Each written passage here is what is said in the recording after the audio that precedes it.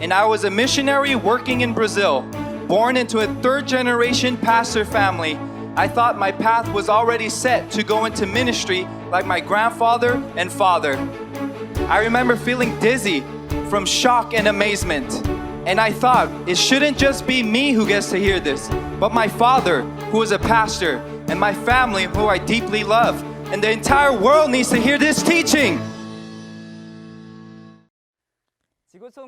To many pastors, seminarians, and congregation members from all over the world whose hope is in heaven, greetings. I am Che Hyuk-yu, your presider for today.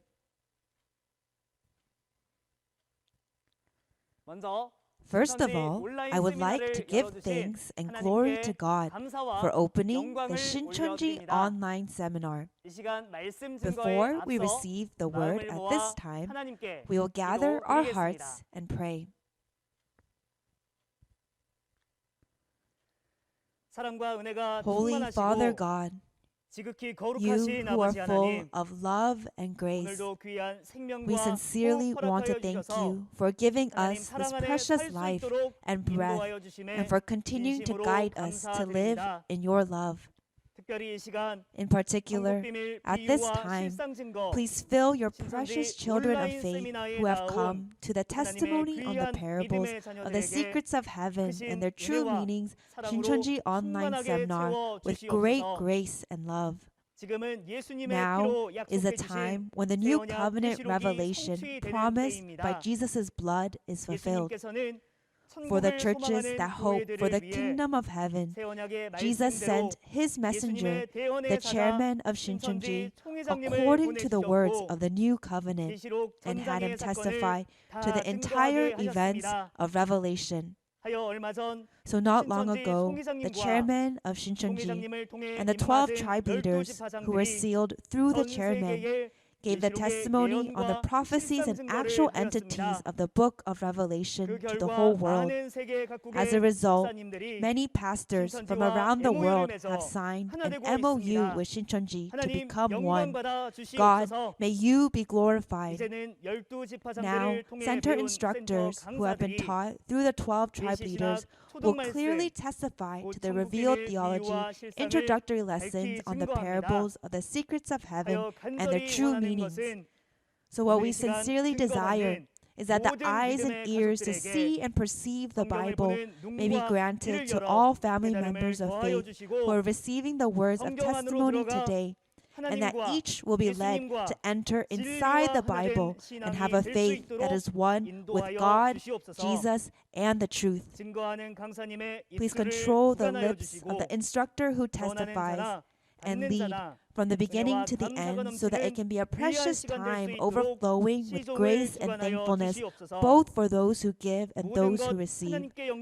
God, we give you all the glory and pray in the name of Jesus who atoned for our sins. Amen.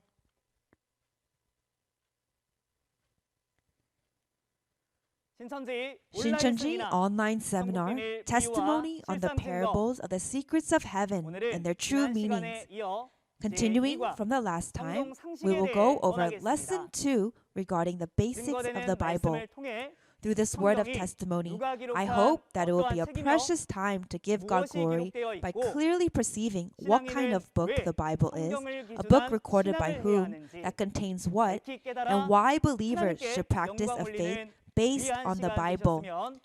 At this time, we will welcome instructor Young Chol Park of Peter Tribe, who will testify to the Word of God. Greetings, pastors, theology students, and church members around the world who hope in heaven and eternal life. It is nice to meet you. Out of the Shincheonji 12 tribe leaders, I learned the revealed word from the Peter tribe leader, and I am standing before you as a center instructor. My name is Park Young-chul. Our tribe leader learned from Shincheonji chairman Lee Man-hee the revelation theology and testified to it all. Likewise, I am going to testify to the words that I heard and saw without any addition or subtraction. So all of you are attending 신천지 online seminar, the testimony on the parables of the secrets of heaven and their true meanings. So together with me, we're going to go over lesson number 2 on the basics of the Bible. All of you who are in attendance today have a Bible, right? Everyone, what is it like when you read the Bible? Isn't it very difficult? So the book that is read the most, but in this world, we can say the most difficult book is the Bible. However, do not worry, because once we go over the basics of the Bible at this time, then all of you will be able to understand the Bible. And furthermore, people around you will say, "Wow, you have become a Bible expert." You will hear those words. So please open your ears and your eyes and open wide the doors of your hearts so that we can perceive these precious words. So in order to understand this lesson today, let's read the main reference of 1 John chapter 5 verse 13. I write these things to you who believe in the name of the Son of God, so that you may know that you have eternal life. In 1 John chapter 5 verse 13 it says, Apostle John says that the reason why the Bible is given to us is why? So that we know that we have eternal life. Therefore, those who know the Bible well will be able to make known about eternal life and testify about eternal life, isn't that so? And the basics of the Bible that we're going to look at today has 8 major points, 8 key points. So the first is that the Bible is a book of covenant. It's a book of covenant, meaning it's a book containing promises. So the Bible that we're reading is a book, and there are words written inside. It's a book of promises, meaning it's a book of what? Covenant, isn't that so? And secondly, the Bible, or words of the Spirit, it's God's book. So it's not something that men wrote. God gave it and it was written. So it's God's book. And thirdly, we're going to categorize the content inside of the Bible. So how can we categorize the contents inside of the Bible? What are the categories? And how can we view them? Is what we're going to learn. Number 4, Bible shows a work of war. It's a history of war. So what group and what group appear and fight and wage war in the Bible? What is this war? On whose side are we on as we're fighting this war? We have to know these things in number 4. Number 5, we're going to see the importance of what? Prophecy and fulfillment. What is a prophecy? What is fulfillment? Why are they important to us in our faith walk?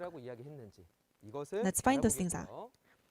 Number 6, we're going to see the 7 periods of time in the flow of biblical history. There are many eras that we see in the Bible. Then what era are we living in today? We have to confirm it. And number 7, let's look at the order of the fulfillment of the prophecies. When we say order, it's talking about a sequence, right? So prophecies do not fulfill randomly. They fulfill in a specific order. So we need to learn that. And number 8, God's objective of writing the Bible. What is the objective? It's to save us from the wages of sin, which is death. To save us and to what? Give us eternal life. That was the purpose of why God recorded the Bible. Like this, there are 8 key points in the basics of the Bible that we're going to examine together. Are you excited? If so, then one by one, let's dive into it. So, number 1, the Bible is a what? A book of covenant. It's a words of promises. Then there must be people that are involved in this promise. So the Bible is a promise made with whom? The Bible says that those who have this covenant are the chosen people. So the Bible are words given to the chosen people. Chosen people we can understand in Psalms 89 verse 3. It's those who are chosen and made a covenant. And there are many names given to the chosen people. It's not just the chosen people. Various expressions that show the chosen people. What are these names? Israel, or Judah, or Jerusalem, and Zion. So these are the names that signify the chosen people. So when you're reading the Bible and you see these words, you can think, this is talking about the chosen people. Isn't that so?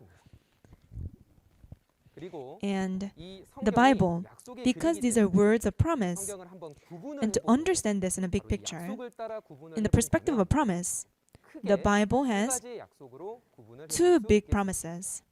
What are these promises? It is the Old Testament and also the New Testament. So this Old Testament, it's an old covenant. And we can see this. It covers from Genesis to Malachi. And the Old Testament is made up of 39 books, right? That is the Old Covenant. And there's also the New Testament. And the New Testament, it's a new covenant. And we can see this, it covers from Matthew to the book of Revelation, totaling up to 27 books. So adding this up, we can see the Bible is made up of 66 books, 1,189 chapters, and 31,101 verses. Words of promise. So the Bible, it's a book of a covenant. Now, let's examine this even deeper. Old covenant first. So Old Covenant, it was a promise made between who and whom? Who are the participants of this promise? The participants are God and physical Israel. And physical Israel, we say physical, in flesh. They're hereditary born, chosen people. And we say the Abraham's descendants are Jews, right? They are the chosen people of the Old Covenant. So God, He made a covenant with these chosen people in Exodus chapter 19, verse 5 to 6. So God, to them, through Moses He spoke, that they, if they keep the covenant, then they will become for me a kingdom of priests and a holy nation. So He said these words. So just because they're the chosen people, that God blessed them, it's not so. As seen here, we can see it's what? They have to keep the covenant. A promise like this, in the Bible, we call it a conditional promise. There's a result of keeping the promise and not keeping it. And we can see this in Deuteronomy chapter 28. In Deuteronomy chapter 28, to those who keep the promises, blessings are given. Whereas to those who do not keep the promise, curses are given. Then, so this promise was made. But what was the content inside of this promise? The content is the law of Moses. So God's laws that were given through Moses. In Exodus chapter 20, God to the Israelites gave them 10 commandments, right? And together with the 10 commandments, He gave them laws. And in Exodus chapter 24, it says this covenant was made in blood of animal. And this promise that was made in the blood of animals, the Israelites keep this promise well. In 1 Kings chapter 11, we can see King Solomon worshipped Gentile gods. That's how he forsook the covenant. And that nation was divided into north and south. And furthermore, God to the Israelites said in Hosea chapter 6 verse 7 that Israel broke the covenant like Adam. So these individuals, we can see, they did not keep the covenant that was made with God. Therefore, God, through the prophets, promised the future events, and that is recorded in the words of the prophets. And if you examine those words, you'll see that because they were not able to keep the covenant, God is going to send a Savior who will save them from their sin. And that Savior, in the language of the chosen people, the Jews at the time, we call him Messiah. So a Messiah, Savior, is promised. So what is the content of the old promise? The old covenant, the main point is the promise of the sending of a Messiah. So believe in him, isn't that so? If that's so, then did they keep this old covenant? What was the result of this covenant? Let's look at the result. The result of the old covenant. God, He sent a Messiah, Savior. And the Savior was who? It was Jesus. Therefore, God kept His part of the promise.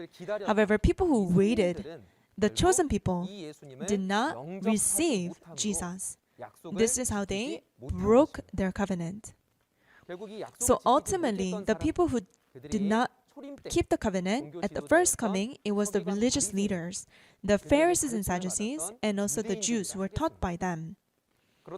So why were they not able to receive the Messiah whom they have waited for such a long time? Why were they not able to keep the covenant? We must understand the reason, isn't that so? Let's find out the reason in Acts chapter 13, verse 26 to 27. Let's read it all together. Brothers, son of the family of Abraham, and those among you who fear God, to us has been sent the message of this salvation. For those who live in Jerusalem and their rulers, because they did not recognize him nor understand the utterances of the prophets, which were read every Sabbath, fulfill them by condemning him. So in Acts chapter 13 it says that the reason why they were not able to keep the covenant is written clearly there. And the reason is because they did not understand the words of Jesus and the prophets that they killed Jesus. So Jesus came according to the prophecies of the Old Testament. He was the reality. And the words of the prophets were written in prophecies, right? So because they did not understand prophecy and fulfillment, they could not keep the covenant. We, in front of us, we have prophecy and fulfillment that we must perceive it so that we can also keep our covenant, isn't that so? Then just like this, because they were not able to keep the new covenant, a new covenant was made. And that is the New Testament.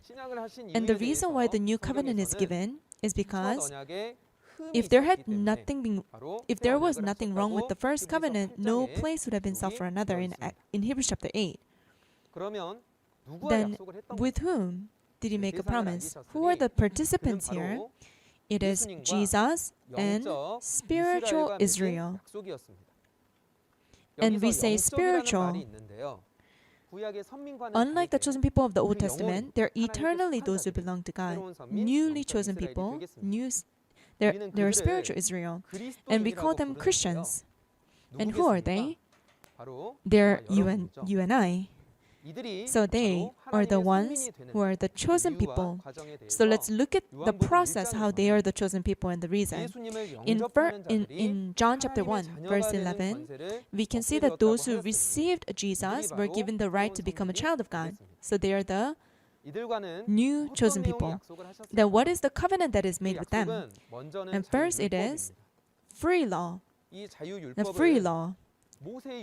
Unlike the law of Moses, it's not only our actions, but it's also the mindset and our heart.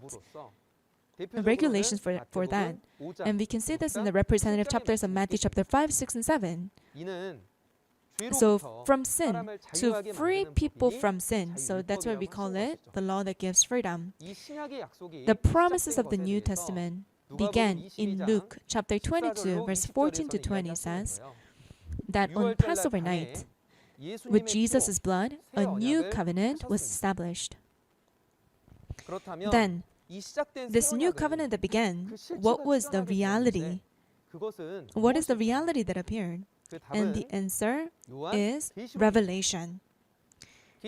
Going to the book of Revelation, we can see how Jesus' blood appears in Revelation chapter 1, chapter 5, Revelation chapter 7, and also in Revelation chapter 12. It works. With Jesus' blood, people are free from sin. Kingdom and priest appears, and a multitude in white appears, and it's also used to fight against the group of the dragon and overcome. Therefore, with Jesus' blood, a new covenant was established, and that blood takes into effect in the book of Revelation. Then Revelation is the reality of the new covenant. Do you understand? So, reading the book of Revelation, in Revelation chapter 22, verse 20, Jesus shows all these things to John, and then he says, I am coming soon, referring to his second coming. Therefore, inside of the new covenant, it is not only the free law, but it also talks about the prophecies of Jesus' return. We must perceive this so that we are those who keep the covenant.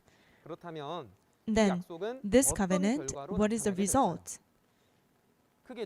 Two things. Result of the covenant of those who keep it and those who do not keep it. Those who keep it are saved and they enter heaven, whereas those who do not keep it, they go to destruction and hell. Then how can someone keep the new covenant?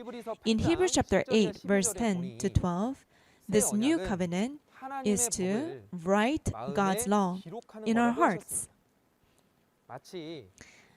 Like stamping a stamp, and there's an imprint that is left.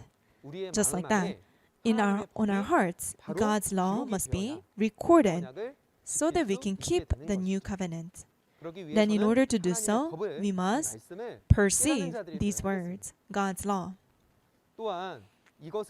And when we keep it, what are the blessings that we can receive? In Revelation chapter 1 verse 3, it says, Blessed are those who keep the words of this prophecy. And that blessing is what? Heaven and eternal life. So there are also blessings that are prophesied for those who keep it. However, Jesus, in concern that there may be those who do not keep it, he also said this.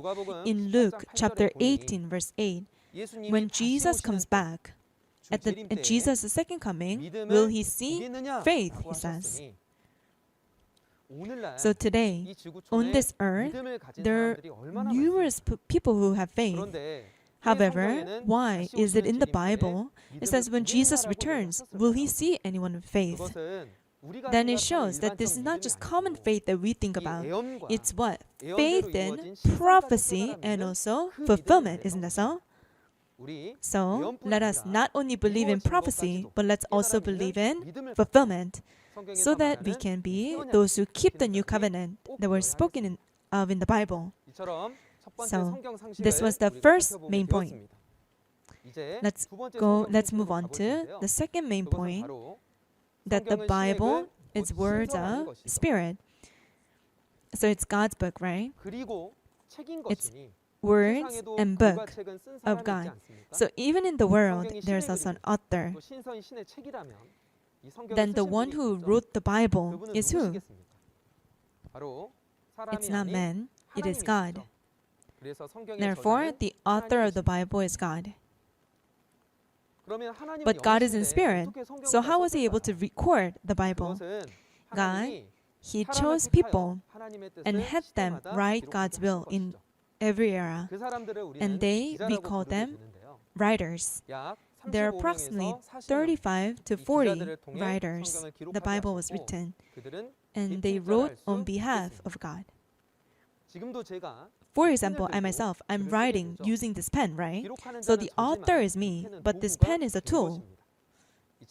Like this, God is the author, and God, in every era, had prophets, and the Lord's disciples used as a tool, as a pen, to record the Bible. If that's so, then what was the method in which the Bible was written? It was God-breathed. In 2 Timothy chapter 3 verse 16, 하나님의 it says, 감동으로 the 성경이 scripture was 기록됐다고 written 하셨고 with God's 또한 breath. 베드로후서 1장 And 21절에 in 보게 2 되면 Peter chapter 1 verse 성령의 21, 감동을 받은 it was 사람들이 those 하나님께 who were 받아 말한 carried 것이 along by the Holy 성경. Spirit and they 이라 spoke from God. Isn't 그러니 that so? 기록된 방법은 So the method 성령의 of 감동이죠. how this was recorded is what? Being 이 carried 성령의 along 감동으로 by the Holy 기록된 Spirit. 성경을 가지고 Then the question 전하고 is, 가르치게 are 될 때 all teachings that are 그 taught 가르침은 with the 모두 다 Bible God's 하나님의 teaching? 가르침일까요? 성경은 크게 The 두 Bible 가지의 says there are 가르침이 있다고 하십니다. two kinds of teachings. 어떤 가르침일까요? What are the two kinds of 그것은 teachings? 바로 It is the 성령의 teaching of the Holy 가르침과 Spirit and also 사람의 man's 가르침입니다. teaching. 여러분은 성령의 Everyone, 가르침과 사람의 which 가르침 중 teachings 어떤 do you 가르침이 desire to 내게 learn? 있기를 원하십니까? The teaching of the Holy Spirit 모두 다 or the 성령의 man's 가르침을 teaching? 원하시죠? We all desire to 그렇다면 receive 이게 the 어떤 teachings of the Holy 가르침인지 Spirit, 우리가 isn't that 잘 so? Then we have to 확인하고 know 해봐야 and 되겠죠. to be able to 첫 discern. 번째로 So 사람의 first, let's look at 가르침인데요. man's teaching. 이것은 Man's 성경에서 teaching, 인학이라고 합니다. It's man's 즉 teaching. 사람이 It's 성경을 man's philosophy. 생각하고 How 해석하여 men 가르치는 것입니다. arbitrarily interpreted the Bible and teaching it with their own thoughts. So how did man's teachings come about? In Revelation chapter 5, there is a book in God's hand, right hand. And this book was sealed with 7 seals. And because it is sealed, there's no one who can open or even look inside. This book that is sealed, what book is this? The answer is found in Isaiah chapter 29. In verse 9 to 13 it says, this vision is like a sealed scroll, meaning a vision. Vision is what is sealed, isn't it so? A vision is referring to the things of the future. It's a prophecy. So prophecies are what? Sealed. Therefore, the book that we find in Revelation chapter 5, because it is sealed, we can now understand it's a book of prophecy, isn't it so? And like this, no one can understand the prophecies. However, they still taught it. That's when men's teaching came out. So what is men's teaching? Men's teaching is what? Taking God's words and interpreting it with men's thoughts and teaching it. And men's teaching, when is it made? When Isaiah chapter 29 fulfilled at the time of first coming. At the first coming, that's when men's teachings were taught. The people at the first coming, in order to keep the teachings of men, they did not keep the teachings of God, and they followed tradition, and they forsook God's commands. So what are traditions? Traditions are teachings that have passed down for a long time. Those are tradition. And because they were trying to keep the tradition, they could not keep God's commands, and they actually just abandoned it. And when they're inside of men's teaching like this, what was needed? It was the promised teaching of the Holy Spirit. Theology. So the teaching of the Holy Spirit, we call it theology, we call it revelation. It is not sealed, it is revealed. A person who delivered the words of revelation like this, at the first coming it was Apostle Paul.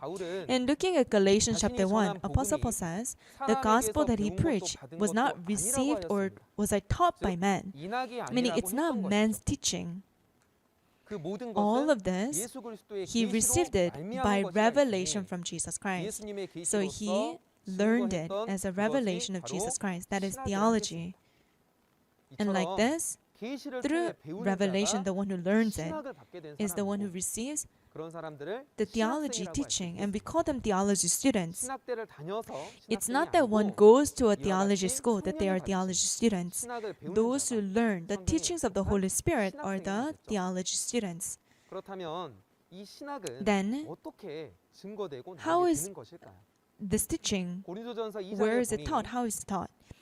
In 1 Corinthians chapter 2 verse 10 it says, the Spirit searches all things, even the deep things of God.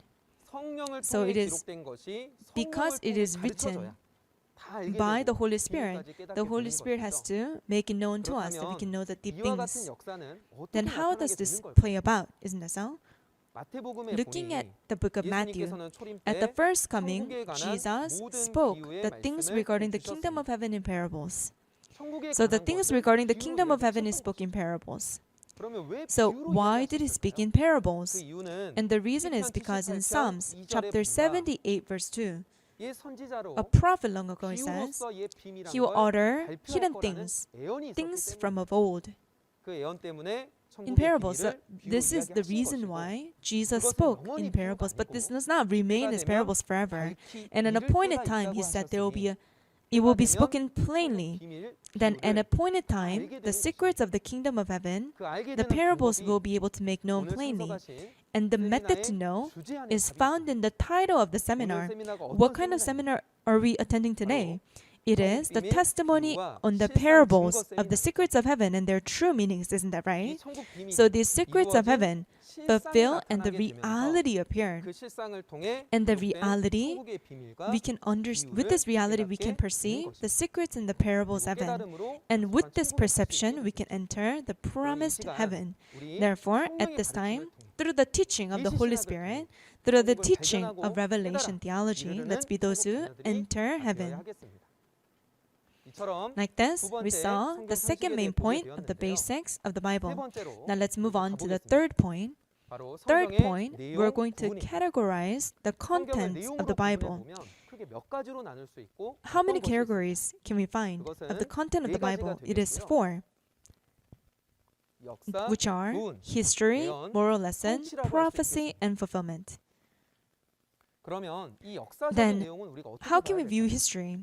History are the events that took place in the past, and we have to view it as examples and warnings. In 1 Corinthians chapter 10, referring to the events of the time of Moses, in verse 11 it says, on us, on whom the fulfillment of the ages has come, these things are a mirror and warnings. So we use a mirror to see our own reflection. When you look at a mirror, you see your self-reflection, right? Just like that, the history in the Bible, it's like a mirror that shows ourselves.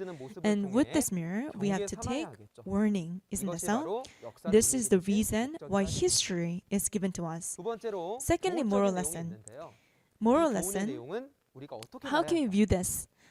And the reason why moral lessons are given to us is so that we can become a complete person, isn't that so? Like it says in 2 Timothy chapter 3, verse 16 to 17, with these trainings and rebuking, he wanted to make us mature. Isn't that right? As God's people. So we also need to receive these moral lessons so that we can correct things that are incorrect and fix within us, isn't that so? And number 3, there's prophecies. And the reason why prophecies are given to us, let's find out by reading John chapter 14, verse 29. I have told you now before it happens, so that when it does happen, you will believe. In John chapter 14, verse 29, these things were told to us before it happens, meaning prophesied, right? So the reason why prophecies are given to us, so that when they fulfill, when it happens, meaning when they fulfill, we can believe. This is why prophecies were recorded for us. So prophecies were foretold to us, and the purpose of it is so that when it does happen, when it fulfills, we can believe. Meaning, it is the evidence that helps us to believe in the fulfillment. Therefore, we must know the prophecies well, so that we can believe in the fulfillment that have appeared according to the prophecies, yes? And these prophecies are majority written in parables. Then we have to understand parables to understand prophecies. Isn't that so? Number 4, there is fulfillment. Fulfillment we call the reality. What is this? This is what has been accomplished according to the prophecies. So in the Bible, there are prophecies in the Old Testament. When did it fulfill? They fulfilled through Jesus at the first coming. That's why Jesus at the first coming, he fulfilled the prophecies inside of the Old Testament. And what appeared at this time? reality. That's why in John chapter 19 verse 30 Jesus says, it is finished, right? It is fulfilled. So he fulfilled all the words of the prophecies of the Old Testament. Just like this, the prophecies in the New Testament are fulfilled, and an appointed time reality appears. When do the prophecies in the New Testament fulfill? They fulfill through Jesus at the second coming. This is why the scripture says in Revelation chapter 21 verse 6, once again that it is what? It is done. Like this, at the place where there are prophecies, there also must be fulfillment that appears according to those prophecies. And for us, through prophecies, we need to believe in the physical entities that have fulfilled in reality. So, number 3, we saw the categories of the content of the Bible and how to view them. So when you read it, I hope that you can view them in this way. Number 4, of the basics of the Bible. Number 4, we saw that the Bible is a what? A work of war. Very important here. The main point of the 66 books of the Bible, more than anything, it is that there is a war between those who belong to God and those who belong to Satan. That is the main point of the 66 books of the Bible. Then this war, how long has it been fought for? The length of war, approximately 6,000 years it has been. Beginning from the time of Adam to today, the fulfillment of Revelation, the Bible wrote about this continuous war. We have to also look at the kinds of war. There's what? Physical war and also spiritual war. At the time of the Old Testament, it was mostly physical wars. In the New Testament and also in prophecies, it talks about spiritual war. Then today, we are fighting a spiritual war. And furthermore, let's look at this even more deeper. The war, as you see here, there are two groups. It is God and Satan. A battle between God and Satan. And who are the individuals who fight this war?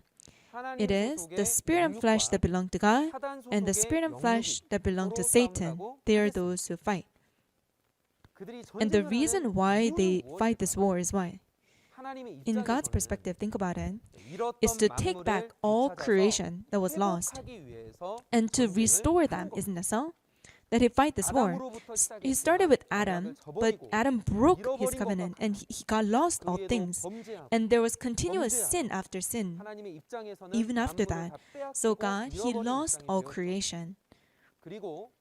In contrast, Satan the devil, he deceived, he lied, and he took away the entire world as its own, so that it's not taken from him. This is why Satan the devil fights this war. What about the weapons that are used? The weapon, it is the word of testimony. So God uses the word of testimony. He delivers and makes known the truth, the facts. Whereas Satan, the devil, if the truth is revealed, then the fact that he took away all creation and ruled over it as the owner cannot be made known. So to hinder this, he lies. And those who perceive the truth, or in the process of perceiving it, what does he do? He persecutes them. And looking at the Bible, he even goes to the point of murdering them, cursing, insults, and mocking them. And all these are what? Weapons that are used by Satan to fight this war. Then we have to ask, whose side are we on? If we're on God's side, then more than anything else, through the word of testimony, we have to deliver the words of testimony and we have to deliver truth as those who belong to God. But instead, those who persecute and lie and trying to oppose and hinder the work of God, we can say they are on Satan's side. So we have to understand the affiliation and belong to God. This is the work of war that we see in the Bible. And we can verify this in the Bible. Of the spiritual war appears in Revelation chapter 12. In Revelation chapter 12, verse 7 to 11, there's Michael and his angels who fight against the dragon and his angels. And they're in spirit, right? So the spirits fight. However, there is also male child and his brothers who fight against the group of the dragon. They're in flesh. So spirits fight against spirit, and flesh fight against flesh. So this is a war of spirit and flesh. In Revelation, we can see that at this time, the male child and the brothers, they fight with the blood of the Lamb and the word of testimony, and they overcome. So the weapon that they use is the blood of the Lamb and the word of testimony. Just like this, in Revelation, once again, there is a spiritual war. And the result of this war is the spirit and flesh that belong to God overcome. Therefore, the result of this war is that Satan is seized, is captured, and he comes to an end. Whereas God, He is victorious and He eternally reigns. Like this, looking at the war inside of the Bible, we need to be those who are on God's side so that we can be victorious together. Moving on to number 5, let's look at the importance of prophecy and fulfillment. And how can we understand this? So we have to understand that the prophecies in the Bible absolutely fulfill and appear in reality. So prophecies, they fulfill and they appear in reality. And to make this known, there are words that are recorded inside of the Bible, and that is Alpha and Greek. Alpha and Omega. So this is the first letter of Greek. It shows Alpha is beginning, to start. Omega is the last letter, last alphabet of Greek, and it shows the end, the finish. So God, when He begins this work, He prophesies. So He begins this work with prophecy. So that's Alpha. And by fulfilling the prophecies, He completes it and finishes this work. That is Omega. So the fulfilled reality, isn't it so? So this expression is found only in Revelation. And the book of Revelation completes all of God's work of the restoration and brings an end to all things, isn't it so? And these prophecies that are written, it says, do not add to or subtract from prophecies. What would be the reason, do you think? So God, according to the prophecies that He recorded, He fulfills as exactly, isn't it so? So if one adds to or subtract from it, one cannot keep the words of the prophecy. So one must never add to or subtract from prophecies. So this is how critically important prophecy and fulfillment are to us. And there was an example at the time of the Old Testament of prophecy and fulfillment. God made a promise with Abraham, and that promise was kept at the time of Moses. So that promise that was made with Abraham is found in Genesis chapter 15, verse 13 to 14. So He made a promise with Abraham, and that promise fulfilled at the time of Moses in Exodus chapter 12. Like this, prophecies fulfill. And also, the prophecies in the Old Testament fulfill at the first coming, and reality appeared. Prophecies in the Old Testament were recorded through Old Testament prophets, and God, He swore as He prophesied these things. And these prophecies at the first coming fulfill through Jesus. And we can verify this through the Bible. Let's look at how Jesus came according to the promises in the Bible that He is the Messiah. Let's look at prophecy and fulfillment of the Old Testament. Regarding the Messiah, regarding the Savior, there are prophecies that were found in the Bible. Let's look at a few of them. First, in Isaiah chapter 7 verse 14, it said the Messiah will be born of a virgin. It was prophesied in that way. And this prophecy was given approximately 700 years before Jesus came. And this prophecy fulfilled at the first coming. And Messiah Jesus, he came, like it says in Matthew chapter 1, of a virgin he was born. And that virgin is Mary. And born of Mary, Jesus was the Savior. And in Micah chapter 5 verse 2, he says that the Messiah, this prophecy was given approximately 500 years before the coming of Jesus. And it says the Messiah will be born in Bethlehem. It was prophesied in that way. And according to this prophecy, in Luke chapter 2, we can see how Jesus was born in Bethlehem. Like this, the Bible, even if it was a prophecy given 100 years ago, later, before, at an appointed time, they fulfill. And in Isaiah chapter 9, verses 1 to 2, we can see how Jesus, it was prophesied that he will work in Galilee.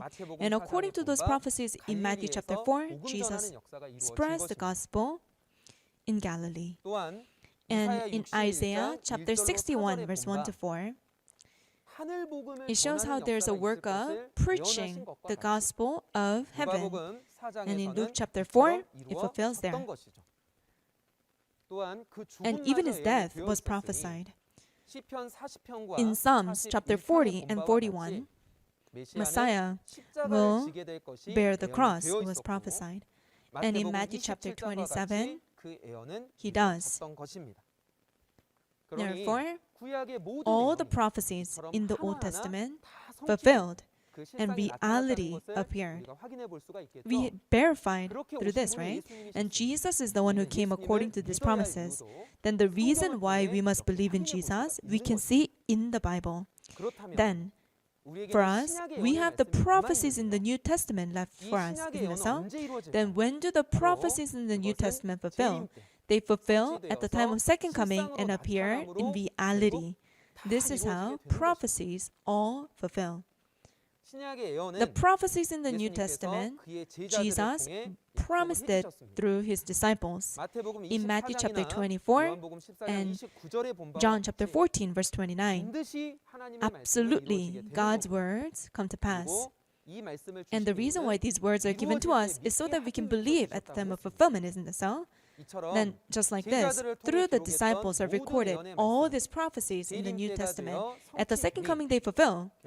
And in Revelation chapter 21 verse 6, it says, it is done. It is fulfilled. Then who would appear at that time? It's not the writers that appear again. It is, according to the word, what? God's promise pastor who appears to fulfill the words of promise, isn't that so? And this shepherd is Jesus' messenger sent to the churches, and he saw and heard the entire events of Revelation at the actual location. So he testifies to these words of promise.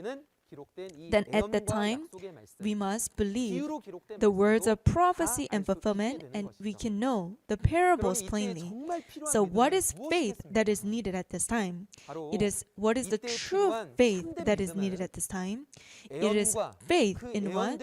Prophecy and fulfillment that has appeared according to the promises. Isn't that so? If one only believes in prophecies, that's 50% faith. However, if we believe in prophecy and fulfillment that has appeared according to the promises, that's 100% faith. That's complete faith, isn't it so? Then we must not have lacking faith. We must have complete faith. And also, the Bible says these words, it's a way, it's a path. Then the words of promise is a path for us. Then we must follow these words and walk on this path. And at the end of this path, we will be able to find the promised shepherd whom God has promised. Like this, we saw the importance of prophecy and fulfillment. So let's be those who perceive prophecy and fulfillment. Let's move on to point number 6. It is the 7 periods of time, the 7 periods of era in the Bible. in biblical history. So, what are the eras and why is it important to know these eras? In Luke chapter 12, Jesus said to the believers at the time that you know how to interpret the appearance of the earth and the sky, but you don't know how to interpret the present time. And then he says, why don't you judge for yourselves what is right? Isn't that so? And then he calls them hypocrites. And because they're unable to do this, then if we're unable to do this, then we'll be hypocrites. So be able to what? Discern the time, the era. Then what are the eras that are found in the Bible? First, it is the era of Genesis, the period of Genesis. The period of Genesis when God chose the first man, Adam, and made him a living being with the breath of life. However, he did not keep his covenant and he was kicked out of the Garden of Eden. And furthermore, like God's words, with the sin of eating the fruit of good and evil, his spirit and flesh died.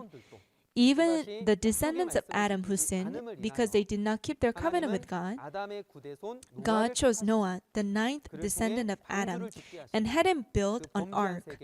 And he made known that there will be a judgment of flood in the world that sinned. However, until the end, they did not listen to that voice. So they were judged in flood. After this, the descendants of Noah, we see Abraham, Isaac, and Jacob in their stories. And that is what? The period of Genesis.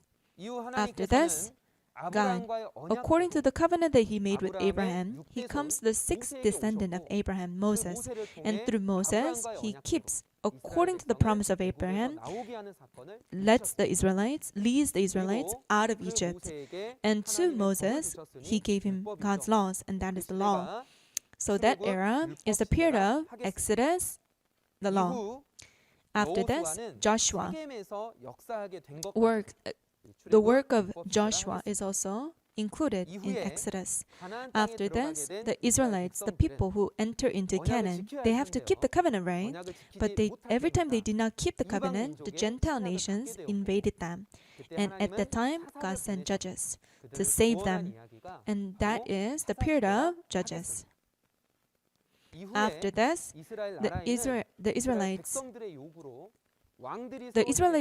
out of their desire, what was now appointed was kings. And we can see this in the kings were Saul, David, and Solomon. At the time of Solomon, that king did not keep God's laws and worship Gentile gods. So that nation was divided into north and south. Ultimately, they did not keep the covenant, isn't it so? So that is the period of kings. After this, God, through the prophets, recorded the things of the future, and that is the period of the prophets.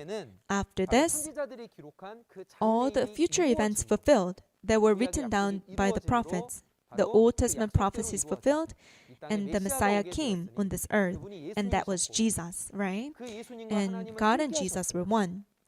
And so the fulfillment of the prophecies of the Old Testament and the events of the second coming, the prophecy. So those two things is what? The period of the gospel of heaven. The gospel of the kingdom of heaven. That's when the disciples and many pastors made this known, preached it in the period of the gospel of the kingdom of heaven. And after this time, as we can see in Matthew chapter 24, verse 14, when the gospel of the kingdom has been preached in the whole world, and it says it will be preached in the whole world, and then the end will come, isn't it so? So the gospel of the kingdom of heaven has, after preaching it in the whole world, the last era has come, and that last era is the period of recreation and revelation. So at this time, the promised pastor who received the revealed word appears, and he testifies to this revealed word. And all the people who lived in the previous era must be created again with this revealed word. And that is the era of recreation, revelation. And at this time, this is the last prophecy in the Bible, the book of Revelation. Everyone must perceive it and be born again with these words. This is the era of recreation, revelation. 이렇게 우리는 So we saw the seven eras. Then everyone, what era are we living in? Are we living at the time when the gospel of heaven is being preached? No, we're living at a time of the era of recreation and revelation.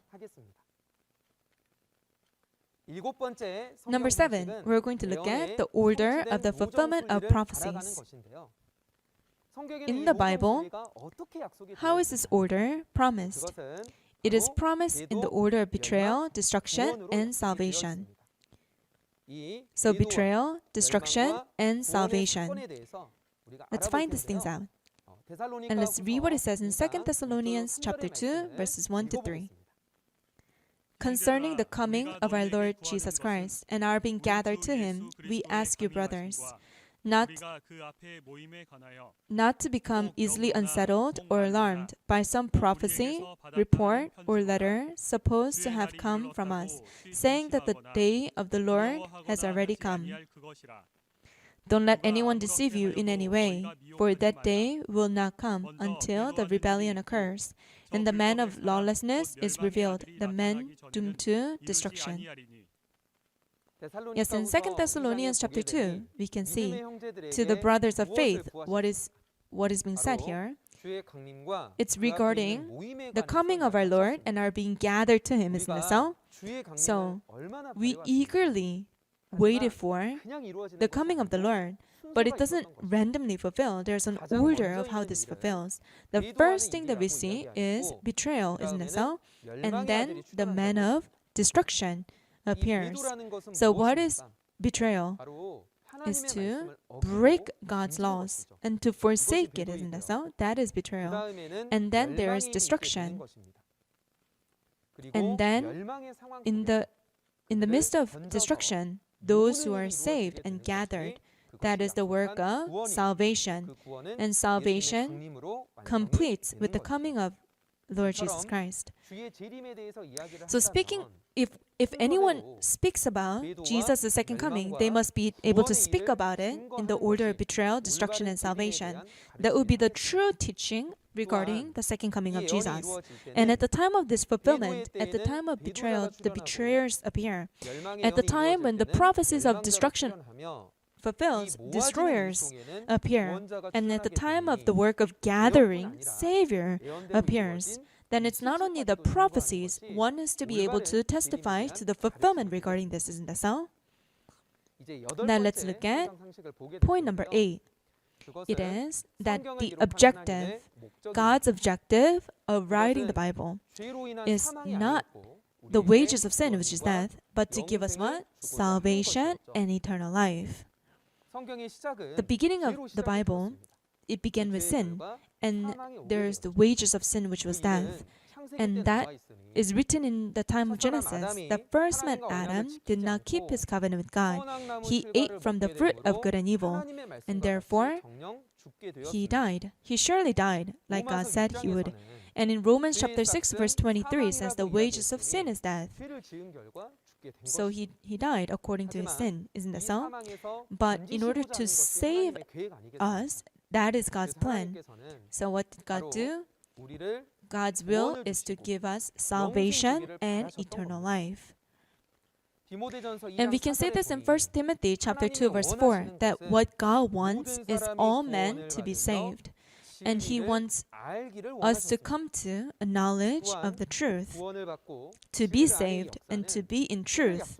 And there's an appointed time when this can happen. In John chapter 6, verse 40, God's will is to see Jesus, to look at Jesus and believe, and to receive eternal life. And this will take place in the last days. And that last days is the second coming of Jesus, right? So God's will is salvation and eternal life. And the Bible that records God's law, what is the purpose of recording God's law is what? To give salvation and eternal life. Like the words that we read in 1 John chapter 5, verse 13, those who believe in the name of the Son of God, it was to make known to us that there is eternal life. Isn't that so? And what is the hope of all believers? Salvation and eternal life. 요한복음 5장 In John chapter 5 verse 39, even the believers at that time who diligently studied the scriptures, they did so that they can have eternal life. Isn't that right? Just like that, so God and the Bible and believers desire salvation and eternal life. And that is written inside of the Bible that is in front of us. That we must not forget the purpose and the objective as we read the Bible, isn't that so? So we saw the 8 main points of the basics of the Bible. But let's look at the conclusion. First is that all believers who hope in heaven must have the Bible as an absolute standard of our faith walk. It must not be man's teaching, man's thoughts, or arbitrary teaching. That cannot become our standard. Secondly, this Bible, which is God's book, God who recorded it through the Holy Spirit has to make it known to us as a revelation theology in order for us to perceive it. Then at the time, there's a promised pastor who appears, who gives this revelation. Then we must be those who learn it and perceive it. Thirdly, we must pray to God to give us a heart of perception. And furthermore, we must meet God through the Bible. In John chapter 1 verse 1, it says, "The Word in the beginning is God, and in the Word there is life." So through the Word, we must meet God to receive life. Then, now, we can see the secrets of heaven, these parables, we must know it so that we can enter heaven. These words of parables, at an appointed time, because the reality appears, it can be made known plainly, and it can be testified plainly. Then, the parables of the secrets of heaven we will learn in the future lessons. I hope that we can perceive it well. In the next lesson, a lecturer who is more skilled than I am will come. So please attend and perceive the precious words. We must never forget and remember that in God and in Jesus, we are one.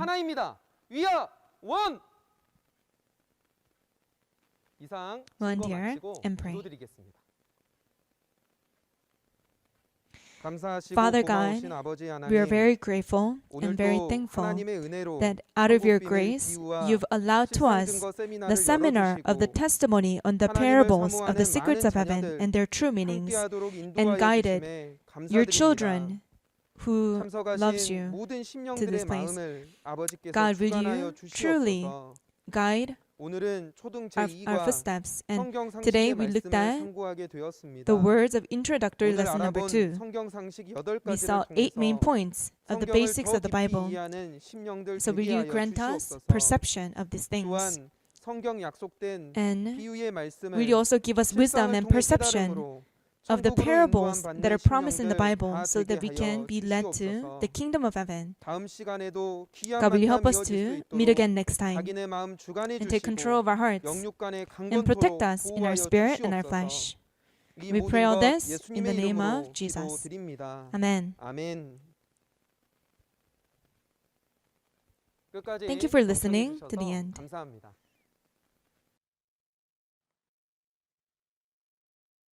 In Revelation 9, there are horses that kill a third of mankind, and the heads of these horses rest on their tails. Do these kinds of horses exist in the world? What is the reason that the secrets of heaven were spoken in parables? Then, if there was a time when you did speak in parables, would there also be a time when you won't speak in parables any longer and clearly reveal the reality? To whom would the them group who do not receive the secrets of the kingdom of heaven belong? Shincheonji Online Seminar, Testimony on the Parables of the Secrets of Heaven and Their True Meanings. Today, we looked at Lesson 2 about the basics of the Bible. Pastors from all over the world who are listening to these words, and believers who believe in God, we are seeing the same words of the Bible under the same God. Even though our races, languages, and countries may be different, the sincerity of longing for the Word of God is the same, and we believe that there is only one Word of God's truth. We, the 12 tribes of Shincheonji, want to share the Word of truth with everyone in the world and want to carry out a faith to worship God in the heaven of freedom, peace, and love, free from sin and law. Currently, many pastors and seminaries who have recognized this earnest desire are signing MOUs with Shincheonji for biblical and cultural exchange. Shincheonji is open to all who long for the Word. Pastors who want to sign an MOU with us through this seminar can join us at any time by contacting us by email or phone using the representative phone number.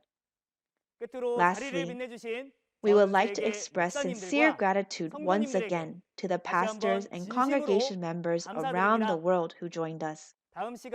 We hope that you will join us next time and also until the end. We will conclude at this time and pray the Lord's Prayer together.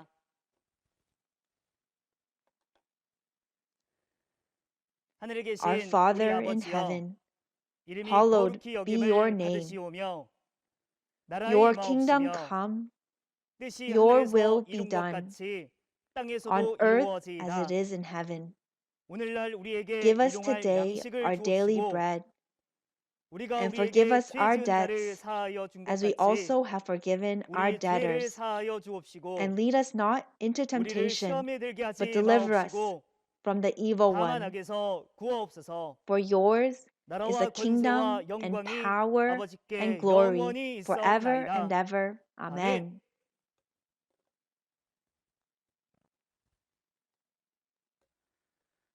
Family of God, thank you to everyone who joined us.